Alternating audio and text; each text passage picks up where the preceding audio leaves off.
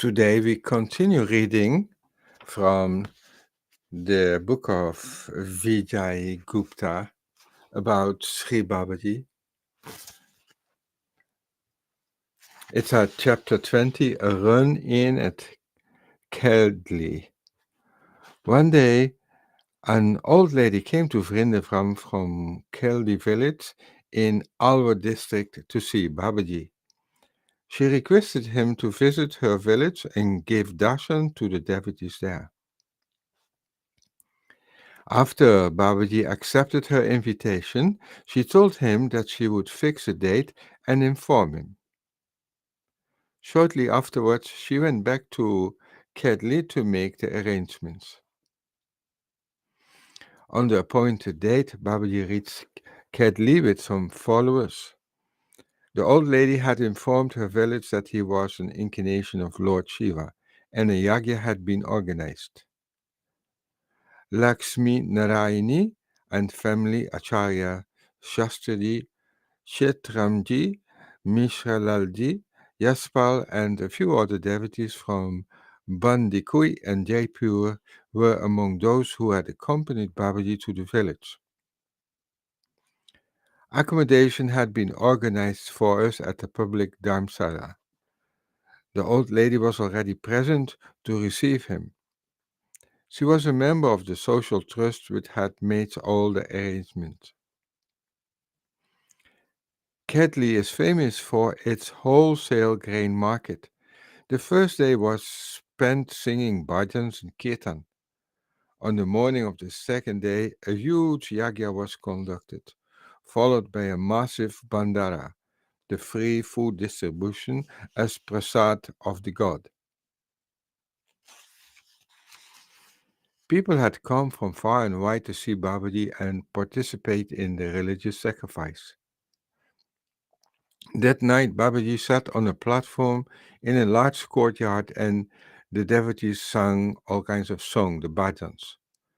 Most were content to see him in person. They were pleased that Lord Shiva himself had been pleased to grace the world with his divine presence. Almost all of us were thrilled to achieve this ultimate bliss on earth, but as always, there are some ignorant people.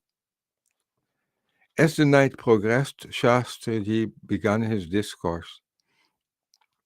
He told the devotees about Babaji and how he had incarnated in human form.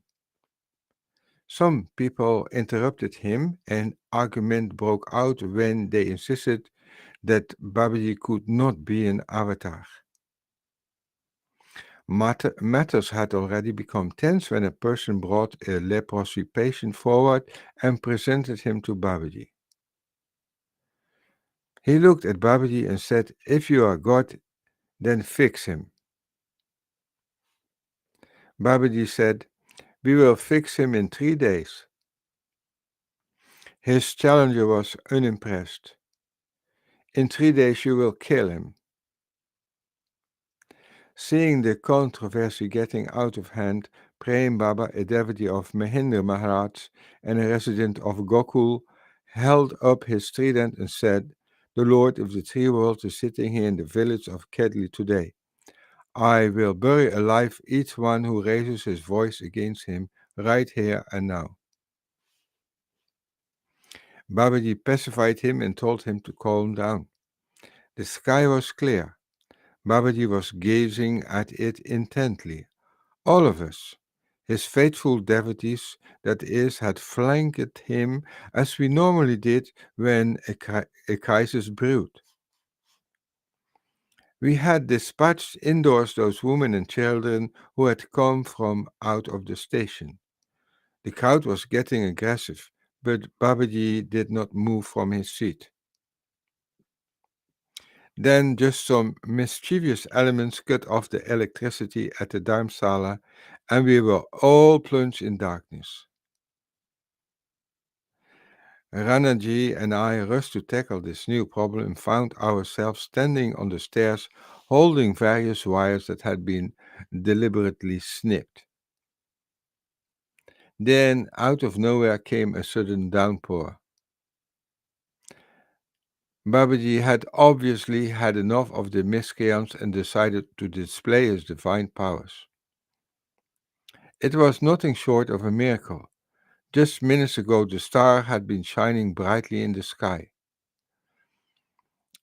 It seemed as if Babaji had invited Meg Devta, the god of rain and thunder, for a flash dance. The heavy rains did the trick. People started running away, and the pandal youth stand slowly emptied out. In the meanwhile, some locals informed the police of the quarrel. By the time the police arrived, Babaji had already risen from his seat and gone back to his room. When the cops knocked on his door, accompanied by the local magistrate, the room was already illuminated with light of a stove that had been lit for the purpose. The magistrate asked Babaji why the fracas had been broken out. "We don't know," he responded. "We came here at the invitation of this old lady." The old lady was sitting nearby and crying. Babaji had been trying to soothe her. The police asked Babaji about his future program. Devotees informed the cops that Babaji would be proceeding to Rajgarh from Ketli in the morning. A senior police officer said, "I'm going to leave 2 policemen here for you. If there are any further problems of any kind, just inform us." The police party left with the magistrate. 2 cops stayed behind for our protection. The rain that had shown no signs of abating finally stopped at around 4 a.m.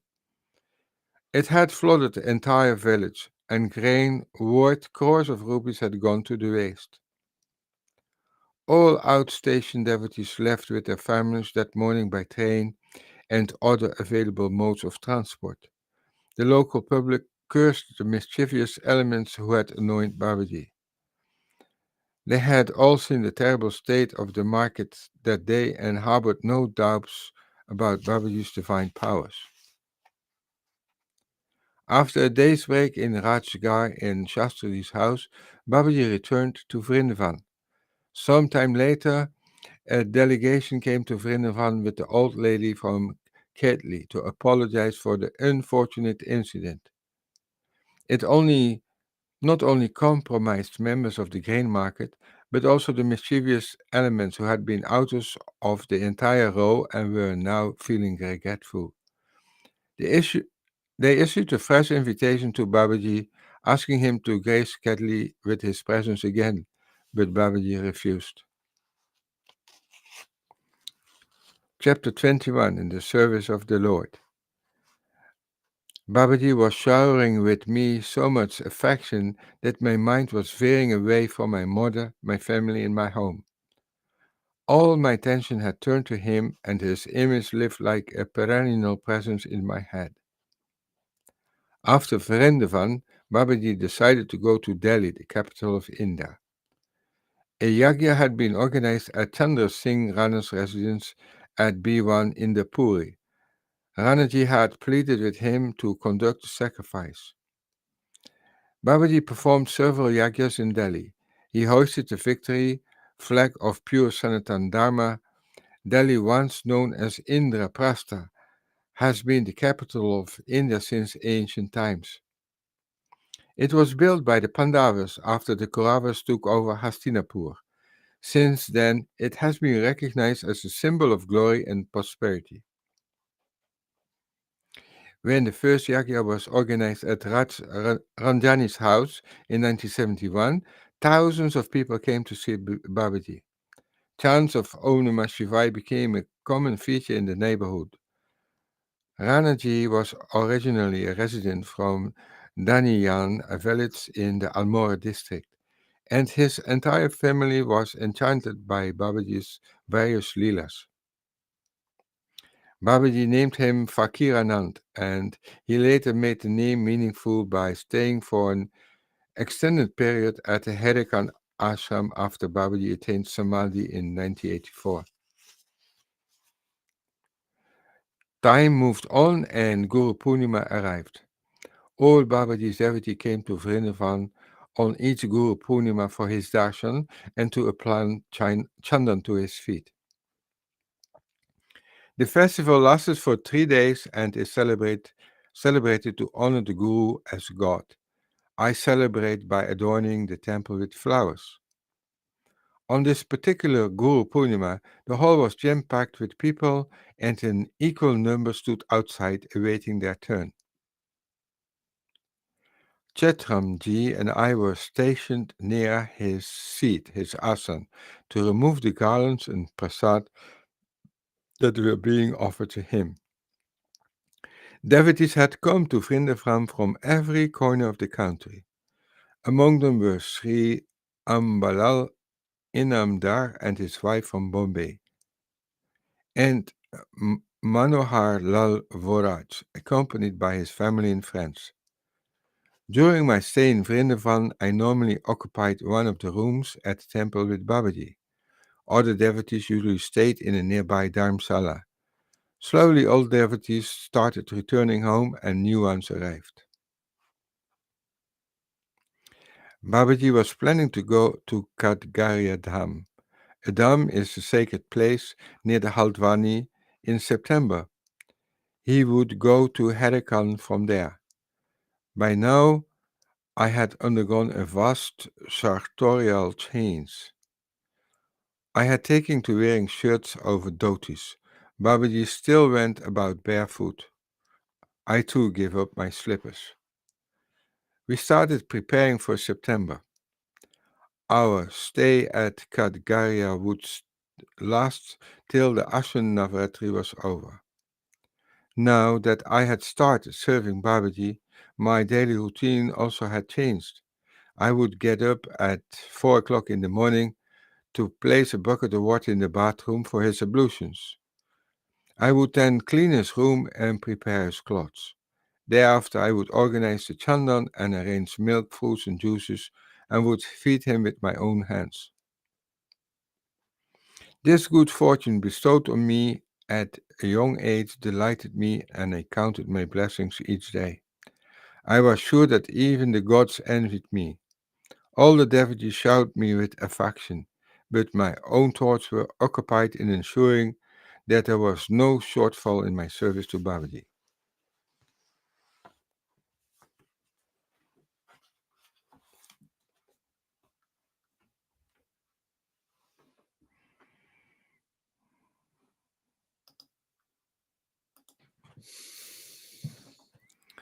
Okay, that was a reading from the book from Vijay Gupta about Hariakan Babaji, how he was serving as a young fellow, a great yogin from the Himalayas.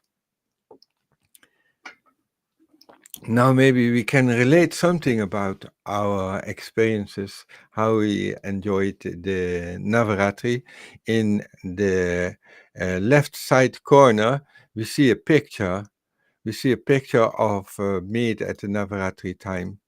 It was from the fire of the offerings given to all the different aspects of nature, the gods, and maybe William has been attending the Navaratri in Holland in a retreat center for Babaji.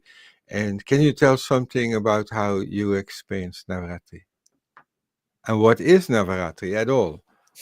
Many people might not know what is Navaratri. Okay. Uh, Thank you, Francis. Can you hear me? Yes. Okay. Thank you. Navratri, Nava is 9. Ratri is night. The 9 nights for the Divine Mother, which are celebrated during the day, but it's literally it means the 9 nights, the 9 days for the Divine Mother, and it's a celebration of all aspects from Mother Nature, from the Divine Mother. And if you look in whatever culture we look, then we always find some symbol of the Divine Mother. In a Western culture is Maria, and we find it in Durga, we find it in every culture, if you look carefully. So we celebrate the Divine Mother, and what we experience during this day, what I always experience because I celebrated it many times. It's 2 times a year. It's in springtime and in autumn time, depending on the stars, especially on the starting with new moon, and it's always I experience a change of energy. The energy becomes more loving, more healing. It's like we her present uh, very is felt very much. And one of the things which there are many ceremonies, there are many ways you can celebrate the Divine Mother, but one of the celebrations is the fire ceremony you saw in the picture, and that's an the fire. Babaji says it gives us the opportunity to be very close to the basis of creation, to be very close to the divine aspect of nature. So what we offer in the vine, in the fire, is directly offered to the divine. So we offer grain, flowers, all these beautiful things and fruits we get in plenty all through the year. So we give something back to make the circle round. And there are during the fire ceremony many names of the Divine Mother are named, also names of the Divine Father, Shiva, Vishnu, etc., Hanuman, and they are given all some little bit grains is offered, and it's yeah, maybe it's not for everybody clear thing to do with food. Just give it to the fire. But if you are present, you feel it like a big meditation. You feel it like a big present, and it's a really a celebration with the divine, a connection with the divine, a connection for your inner nature. And what we see also when we do the fires in our place in Holland where I was, outside, always the sun starts to shine. Or for a moment if it's raining, or for a longer time, or it clears up the sky. That's for us. It's for me anyway. It's a sign that it works pretty well. It gives us the connection with our own inner nature. And for me, the energy is holy. It's holy energy. It's healing energy. So, what you experience, Francis? Yeah, I was celebrating with Ilona and Amba and Milena from China. Ilona is from England. And I always experience a great upliftment of energy. I would say an incredible high energy in which things become more beautiful. Um, it is difficult to express in words because you feel like you're not on earth anymore. You're in a kind of heaven. And this energy lasts during this all 9 days. And for me, these fire ceremonies, they have a great meaning. Um, I I always feel like we're feeding the whole universe in that moment. It's an effort to, at least symbolically, with some flowers, grains, and fruits, to to s- to feed every being. It's a kind giving food to someone is a kind of giving respect for someone. It's like giving a kind of energies to someone, and after the Yagya one, feel a kind of very light and floating, beautiful energy. And personally, I believe these kind of Yagyas, this kind of fire ceremonies, with their invocations and this energy producing, could be done in a much greater scale, and it would work much better than um, the NATO. It's on another level. It's creating peace. It's creating anti aggression, anti aversion, anti egoism. Um, Many of the problems we see on our planet, they could be avoided when more people would be inclined to feed others instead of depriving them of food. And this is what I like most about this ceremony of the 9 days of remembering the divine female energy. Mother gives us always love, energy, food, and mm, to be in contact with the motherly energy, the female energy who created this whole universe, is very kind of uplifting. I hope more people are open and able to open themselves for this kind of high, beautiful energy. The world on the planet will change for that. What do you think, Ilona, about you were a few days at our ceremonies here in Poland? How did you experience that? It was the very first time I experienced Navratri at the full celebration of it, and I was very honored to be there. It feels very special, and especially in the past, women were not shown how to conduct Havan ceremonies, and now it's changing. And Francis was teaching Amba and myself how to prepare the space and clean the space after. And to me, it was an opportunity to simplify my life, simplify my diet, and it was purifying and transformational. And this high energy, like you said, Francis, at the beginning, because when we run our daily lives, it's full of complications and a lot of thoughts. And at first I had some form of resistance to this high energy, and then finally surrendered, and there was like beautiful visualizations and more purity in life, and you can learn many things about yourself, and like you said, to feed others first, and you just then realize how much you've got to learn in your life, what can you improve, and very unifying, preparing a task, doing things for deities together. Okay, thank you very much. Nice. Discussing your experience.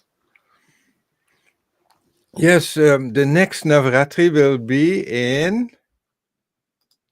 In October, the 3rd of October, starting for 9 days, I think.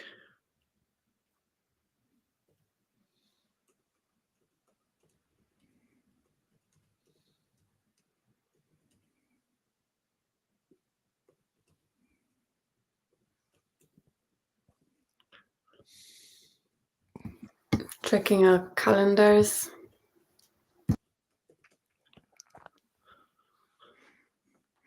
I'm just writing this to the public so that they can also. They said you can also do small Navaratris at home, just easing your routine. If you can't come to a retreat center, to an ashram, the so-called place where you can really be for and get deeply engaged in this kind of meditations and prayers, you can do it at home with a candle, just remembering the divine female energy for a few minutes at home. But if you can, please enjoy a Navratri. It's a life transforming experience, and you don't need any kind of preparations for that. Yeah, just turn up. we know how difficult it can be sometimes in our lives, and once you get there, you're on the winning position. Yes, yes. Yes. Yes, we're so engaged in activities that sometimes it's difficult to switch off. But this is the good time of Navaratri. And what I often noticed, often after Navaratri, people are stronger. They're stronger in health, in mental health, and in physical health. Um, the the days spent in some kind of intense meditations and sacrifices, they return in effectiveness in the next half year until the next Navaratri. For me, mm, if I think about holy days, these are for me really holy days. You know, also maybe William, you can tell something about astrological specialities, because in these times, these subtle female energies of the uh, divine mother, or the origin of this creation, they are more than normal. So, with other words, she is easier to bestow blessings. It's easier to come in contact with the divine female energy. Yes, but yeah, what you can say is that the Divine Mother is beyond the planets. So if you have the blessing of the Divine Mother, you have the blessing of all planets. So your horoscope will be purified also, and you have a better life. They say also the first day of the Navaratri, when the Navaratri starts, is also a mark for the beginning of a new year. And the new year is then has then as the main planet, the planet of the day of the first day, and this was on Saturday. Saturn would be the lord of the coming year. And doesn't mean it is bad, but it means it's some people it will bring good, some people it will be more challenging times. Depends on how you came into this life, with what kind of karmas, with what how your planets were situated. That's Okay. the spring Navratri is the beginning of the new year for in Hindu. Yeah, Vedic New Year, you can say. There are all kinds of dates throughout the year with New Year's, but this is the start of the Vedic New Year. Yeah, it feels more accurate because in the spring everything's waking up, so it's a good time to start a Mhm. new year. Yeah, it's a wake up and it's a transformation. Seasons change, and it's also a good period to make a pause, a break of your normal activities. So 2 times a year, a big break. It freshes your energy, and you come with new energy into the next half year, new inspiration. Enjoy the togetherness of Navaratri, because it's a great time of being together, and enjoy the togetherness, and feel connected with ourselves, but with also with the Divine Mother, Divine Energy, Divine Father, although he is more silent at that time. I see. Yeah, the energy at the ashram is unbelievable. If we could only have this kind of energy in our work at every day, then life Yes, would yes. be amazing. You can keep it in your heart.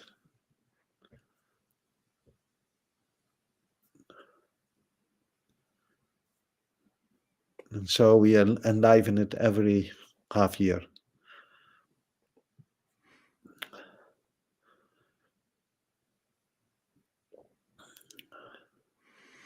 Now I Oh, know what Navratris are like. Well, one Navratri. hmm. I understand why you put importance to it. Mhm. Because once you've tried it, you feel like, okay, this does so much good to the world and to yourself and to everyone else. Mhm.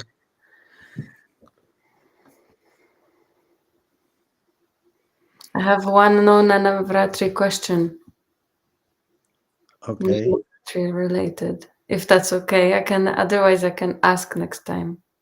No, go ahead. Go ahead.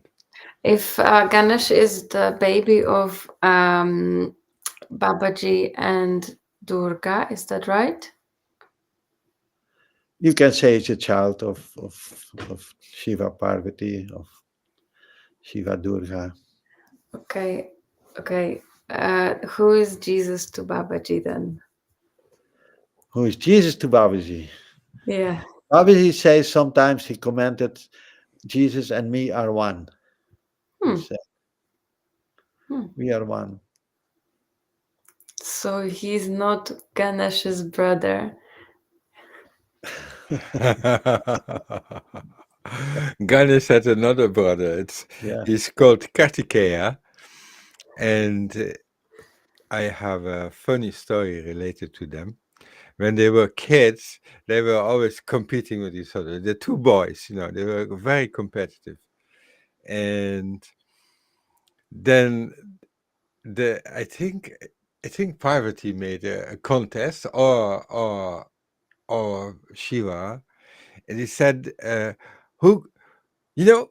The boys here, they were always very busy, and sometimes the parents like to be quiet, so they were thinking, let's give them some exercise, and then later they will sleep well.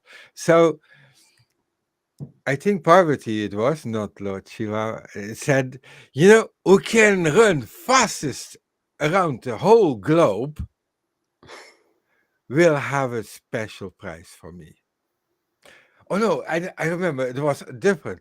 Uh, mm, they asked, they asked, who do you love most? A very tricky question to a mom, yes? Very tricky question. Something like that. Who do you love most, mom? Me or Kartikeya? And then mom said something like, who can run fastest around the globe? I will love most. 3 times. 3 times? Yeah, maybe 3 times.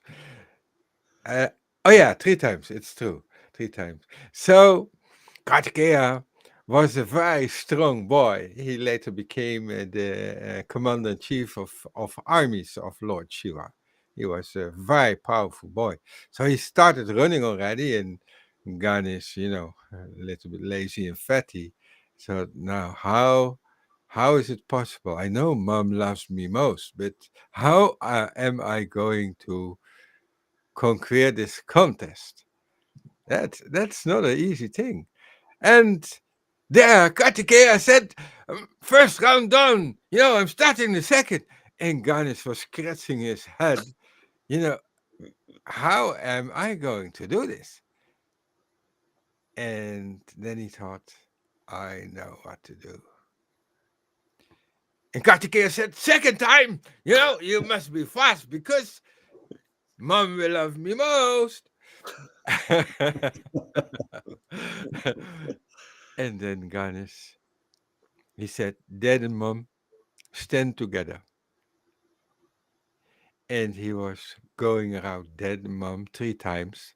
He bowed at their feet and he said, Dad and Mom, I love you very much. For me, you are larger than the universe. And then Kartikeya said, Here I am. And then Mom said, Kartikeya, love you very much. But Ganesh has won this contest. He did it 3 times. And we are the universe, Dad and Mom. And yes, you will always be my favorite, but Ganesh will even be more favorite. And Kartikeya was very dejected, even being favored, but the second favorite of his mom, and decided to go alone and live alone after this story. And he became the commander in chief of all the Ganas, but didn't live with Shiv and Parvati anymore. And that's a short story. So, and Jesus wasn't there at all. I think he came later.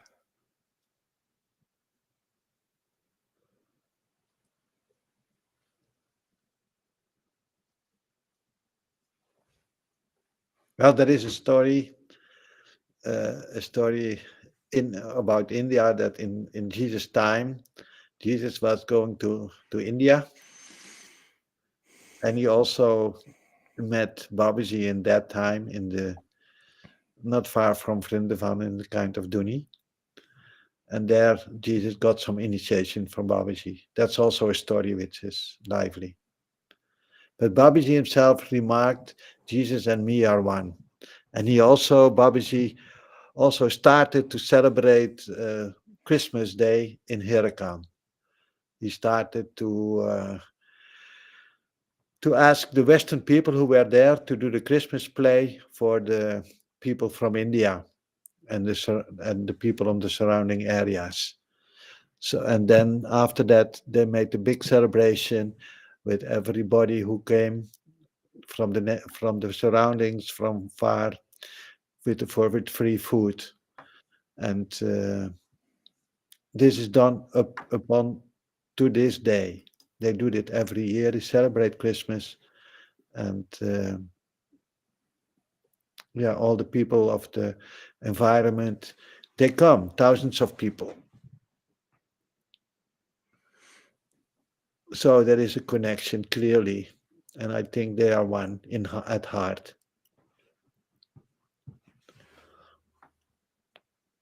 Yeah, there's a story that there was traveling paths from the Middle East to there were trade paths, traveling paths, and it is said that in his young age, in his recordings of Jesus' life, there's an absence that he was getting self-realized in India and then came back with all his supernatural powers. He had many, many blessings, much energy to uplift the Middle East and this country.